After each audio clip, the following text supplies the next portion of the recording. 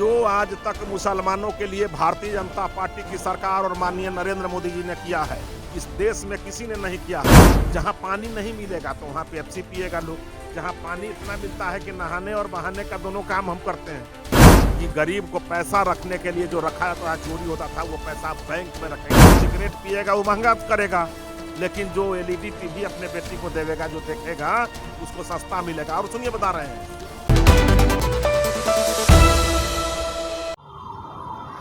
रामचरितमानस के विवाद जो हुए शुरू, उसमें प्रोफेसर चंद्रशेखर ने जो बयान दिया उस पर विवाद हुआ और विवाद इतना बढ़ गया कि बीजेपी ने उन्हें राम विरोधी बता दिया। वहीं उन्हें नहीं, सिर्फ तेजस्वी यादव, नीतीश कुमार और बाकी अन्य को भी उन्होंने राम विरोधी बता दिया। ऐसे में हमारे साथ बात करने के लिए बीजेपी प्रवक्ता अरविंद जी हैं, उनसे बात करेंगे, जानेंगे कि आप लोगों ने उन्हें राम विरोधी बता दिया। देखिए, राम विरोधी का बात करेंगे, किसी भी धर्म पर किसी को भी विरोध करने का अधिकार नहीं है। भारत में विभिन्न धर्मों के लोग रहते हैं, विभिन्न जातियों के लोग रहते हैं, यहाँ का भाषा विभिन्न प्रकार के लोग बोलते हैं, लेकिन ये लोग जो है एक ही भाषा राजद के लोग बोल रहे हैं, उग्रवाद का। किसी भी तरह से समाज को खंडित करना, समाज में विद्वेष फैले जिससे इनको वोट की राजनीति हो। ये कभी हिंदू मुस्लिम के झगड़ा करना चाहते हैं, कभी अगड़ा पिछड़ा का झगड़ा करना चाहते हैं, कभी पिछड़ा दलित को झगड़ा कराना चाहते हैं। तो इस तरह से जो लालू यादव जी का पैटर्न था वोट हासिल करने का, उस पैटर्न पर ये चल रहे हैं। चूंकि विकास तो ये कर नहीं सकते हैं, सामाजिक नाम न्याय के नाम पर ये पारिवारिक न्याय किया, ये गरीब गुरबों के नाम पर, पिछड़ा के नाम पर, दलित के नाम पर अपने परिवार को उठाने का काम किया। तो ये बहुत बड़ा दुर्भाग्य रहा है। इसी के चलते पूरे राजद के लोग अभी एक मुहिम में लगे हुए हैं। कोई 90 में 10 का बात करता है, कोई A to Z का बात करता है, कोई जो है करबला बनाता है, कोई जो है मनुस्मृति जलाता है, कोई जो है रामायण फाड़ता है। बस यही काम में लगे हुए हैं। कोई नहीं कहता है कि बिहार में विकास होगा, कोई नहीं कहता है कि बिहार में हम पुल पुलिया बनाएंगे, बिहार में रोजगार देंगे। ये खाली नियुक्ति पत्र उसको बांटता है जो सिपाही नियुक्त हो चुके हैं पहले। ये सारे हम लोग के जितने किए हुए नौकरियों की बहाली का प्रपोजल था, उसको ये लोग पालन करने में लगे हैं, अलग से कुछ कर नहीं रहे हैं। जो हम लोग ने इथेनॉल की फैक्ट्रियां यहाँ लगाना चालू किया था, वो भी सारा काम बंद हो गया है। बाहर से लोग आना बंद हो गए हैं। यहाँ हत्या बढ़ गई है, अपराध बढ़ गया है। यहाँ पर आप देख लीजिए क्या स्थिति है पटना का। आप खुद आप अनुभव करेंगे कि एक समय में जब हम लोग सरकार में थे, एनडीए की सरकार थी, वो सरकार और आज की सरकार में क्या फर्क हो गई है। लेकिन सतीश दास जो कि विधायक हैं आरजेडी की, उनका साफ तौर पे कहना है, हाँ वो राम प्रेमी हैं, लेकिन वो राम के प्रेमी हैं जो नाथुर राम के प्रेमी हैं। वो उनका साफ तौर पे कहना है। देखिए, राजद जो है विभिन्न प्रकार के विकृत मानसिकता की पार्टी है, जो दलितों को कुचल करके समाजवाद के नाम पर परिवारवाद का पोषक ही लोग हैं। ये लोग 90% की बात करते हैं। ये लोग परसेंट का बात करके अपना परसेंटेज बढ़ाता है। ये लोग गरीबों को उठाने के नाम पर अपने परिवार को उठाता है। एक सबूत नहीं है किसी गरीब को ये कल्याण किए हों। आप देखे होंगे एक डोम जाति का इनका कार्यकर्ता जिनका मार करके फेंक दिया था लोग। ये जो 10% की बात कर रहे हैं, कौन है 10% जो शासन कर रहे हैं इन पर? यही तो समझ में नहीं आया है। ये 10% कौन है? श्री नीतीश कुमार, श्री लालू यादव, श्री तेजस्वी यादव, श्री मीसा भारती, श्री तेज प्रताप यादव, ये 10% है। इनके ये इनकम टैक्स जो भरने वाले लोग हैं, हम लोग जैसा जितने भी गरीब गुरबा लोग हैं उनको होना चाहिए। ये 90% वो हैं जो गरीब हैं, जो दबे कुचले हैं, जो समाज की अंतिम पीढ़ी पर पंक्ति में बैठे हुए लोग हैं, उनको उठाने का ये बात नहीं करते हैं। ये लोग जो 200 भूखंडों का मालिक हैं, ये लोग 90% का बात करते हैं, शोभा नहीं देती है, मजाक करते हैं। सारे गरीबों के नाम पर अपने लूट करके रख देने वाले लोग जो आज भी जेल जा रहे हैं, बाहर निकल रहे हैं इसी के लिए, और वो बोलते हैं, शर्म नहीं लगती है ये लोग को। बेशर्मी का हद है। बात करें अगर बजट की, देश की तो बिहार की तो बात हो गई, अगर बजट की बात करें तो वहाँ फ़ोन सस्ता हो गया है, सोना महंगा हो गया है। क्या कारण है कि फ़ोन सस्ता होने का क्या कारण है? फोन हर एक व्यक्ति के हाथ में आज जरूरत हो गया है। लेकिन रोज़गार की बात नहीं हुई है। सुनिए ना, वे- बता रहे हैं, जब फोन की फैक्ट्रियां लगेगी तो रोजगार होगा कि नहीं? जब इथेनॉल की फैक्ट्रियां लगेगा तो रोजगार होगा कि नहीं? जब महिलाओं को विकास होगा तो फैक्ट्रियां लगेगी कि नहीं, रोजगार मिलेगा कि नहीं? लेकिन जब अगर आप अरे ये नहीं अरे सोच रहे हैं, सुनिए, अगर फ़ोन का जब कंपनी लगेगा, सुनिए ना, कंपनी अगर जब ज़्यादा फ़ोन अरे बनाएगी तो पहले जो बात, बिहार अरे के जो युवा फोन हैं, जो फोन देश के युवा हैं, वो कहीं न कहीं बेरोज़गार होते जा रहे हैं आप फ़ोन तेजस्वी की वजह यादव से। टाइप से क्यों सोच रहे हैं? नौवां पास विद्यार्थी लेखा पढ़े लिखे लोग हैं आप साहब, पढ़े लिखे बात करने वाले लोग हैं।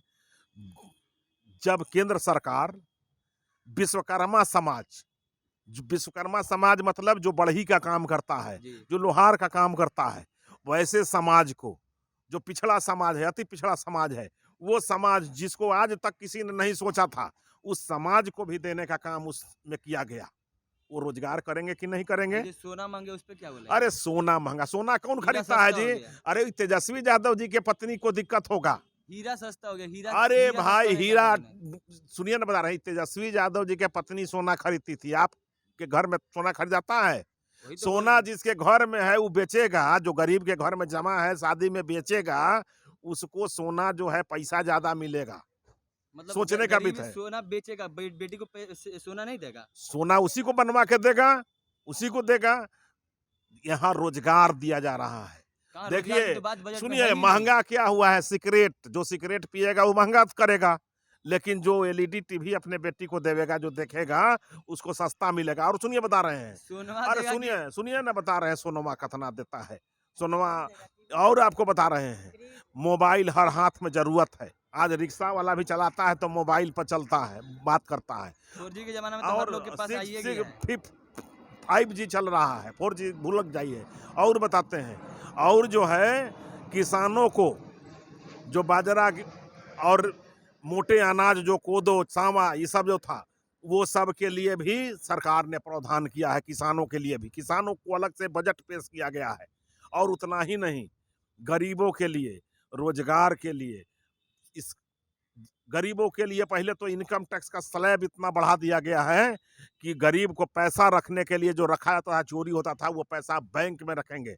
उस पैसा से भी क्या होगा? वो पैसा जब काम में आएगा सरकार का, तो उससे भी रोजगार बढ़ता है।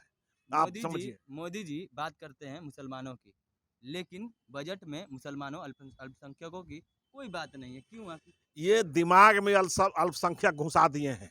मोदी जी इस देश में किसी को अल्पसंख्यक और बहुसंख्यक नहीं मानते हैं। लेकिन इस मुसलमानों को, लेकिन योगी सुनिए, आदित्यनाथ साहब अरे साहब खड़े सुनिए, मंच से बोलते अरे हैं सुनिए कि सुनिए सनातन धर्म सुनिए, हिंदू राष्ट्र रुक बनाएंगे। जाइए, मैं वहां भी आता हूँ। हाँ। मोदी जी कहते हैं कि मुसलमान इस देश के नागरिक हैं और बराबर के हिस्सेदार हैं।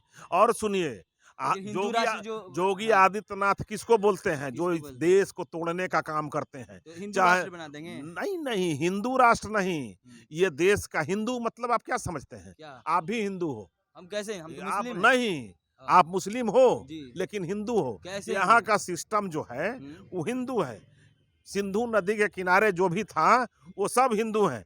और सुनो, जो अरब में जाते हैं, जो वो उन वहाँ, हिंदुओं की सुनो बात नहीं कर रहे थे, सुनो वो हिंदू सुनो सुनो राष्ट्र सुनो बनाने सुनो की सुनो बात बता कर रहे रहे हैं, थे। जो एक हाथ का दतुअन जो लेता है लोग, कारण क्या है कि जो अरब कंट्री में लोग रहता है, जो वहाँ पेड़ नहीं होता है, तो वहाँ पर एक ही दातुन से काम करता था लोग। लेकिन यहाँ इतना पेड़ है कि रोज दातुन लोग बदलता है। जहाँ पानी नहीं मिलेगा तो वहाँ पेप्सी पिएगा लोग। जहाँ पानी इतना मिलता है कि नहाने और बहाने का दोनों काम हम करते हैं। लेकिन ये तो बात कहाँ तक सही है? मोदी जी बात एक जगह मुसलमानों की बात बात को करते हैं, समझिए। वहीं योगी जी आपका सनातन पूजा धर्म की पद्धति सुनिए, आपका पूजा पद्धति, आपका पूजा पद्धति क्या है? क्या है? इस्लाम। हाँ, और मेरा पूजा पद्धति क्या है? सनातन। सनातन। हिंदू संस्कृति है, इस्लाम संस्कृति है।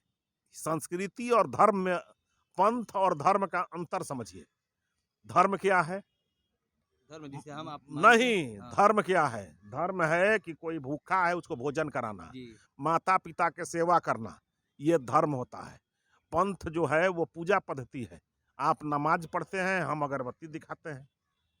इसको समझिए। इसको तो समझ गए और हम ये बात जब को। तक तेजस्वी यादव जी को नहीं समझ में आएगा, तो कुछ भी बकते रहेंगे, लेकिन- समाज को लड़ाते लेकिन रहेंगे। सबसे बड़ी बात यही मेरी पूछनी है, सबसे बड़ा मेरा क्वेश्चन यही है आपसे कि एक तरफ मुसलमानों की बात करते हैं मोदी जी, दूसरी बात योगी जी डायरेक्टली भरे मंच से बोलते हैं कि हिंदू राष्ट्र बनाएं। जो आज तक मुसलमानों के लिए भारतीय जनता पार्टी की सरकार और माननीय नरेंद्र मोदी जी ने किया है, इस देश में किसी ने नहीं किया है। मुसलमानों को पंचर बनाने की जो कांग्रेस पार्टी नौकरी देती थी, उस मुसलमानों को आईएएस बनाने का काम किया है मोदी जी ने। मोदी जी ने मुसलमानों को बराबर की हक दी है और मुसलमानों को उठाने का काम किया है। मुसलमानों को वोट बैंक के रूप में नहीं, समाज में विकास करने के लिए उन्होंने खड़ा किया है। कितने सांसद आपके मुसलमान?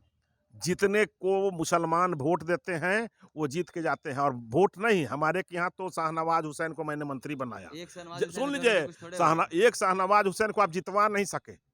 आप इसलिए वोट नहीं करते हैं बीजेपी को कि लोग बरगलाते हैं आपको। आप जिस रोज वोट देना चालू कर दीजिए, भारतीय जनता पार्टी आधे मुसलमान को टिकट देगी। अगर भारतीय जनता पार्टी भरे मन से बोलेगी कि हम हिंदू राष्ट्र बना देंगे तो कौन वोट क्यों देगा? देखिए, हिंदू, फिर आपको हम समझाएं हिंदुस्तान और इस्लामाबाद में राष्ट्र। आपको मैं समझाया संस्कृति के बारे एक में। इस्लामिक राष्ट्र होता है, अरे एक भाई, हिंदू राष्ट्र होता है। आपको मैं समझाया, हम्म, यहाँ सर्वधर्म के लोग रहते हैं। हम्म। यहाँ सभी सबकी भाषा बात को होनी बोलने वाले, चाहिए। सबका साथ, सबका विकास, सबका विश्वास और सबके प्रयास के नारा मोदी जी ने दिया है। मोदी जी ने हिंदू नहीं कहा है, मोदी जी ने सबका साथ कहा है। इसको मोदी जी तो समझिए, सही बोल रहे हैं, ये योगी जी समझिए, कहाँ जा रहे हैं? इसको समझिए और बदलिए, दिमाग को बदलिए, दिमाग को बदलिए और मोदी जी के साथ विकास के पथ पर आ जाइए। नहीं तो ये पथ भ्रष्टों के पथ पर नहीं जाइए जो समाज को विखंडित करने का काम करता है। अभी तो आप हिंदू राष्ट्र, चलिए छोड़िए। ये थे हमारे साथ अरविंद जी, जो कि बीजेपी प्रवक्ता हैं। इनका साफ तौर पे क्या कुछ कहना था आपने सुना। ऐसी तमाम अपडेट्स खबरों के लिए जुड़े रहे हमारे चैनल इनसाइड के साथ। तब तक के लिए धन्यवाद।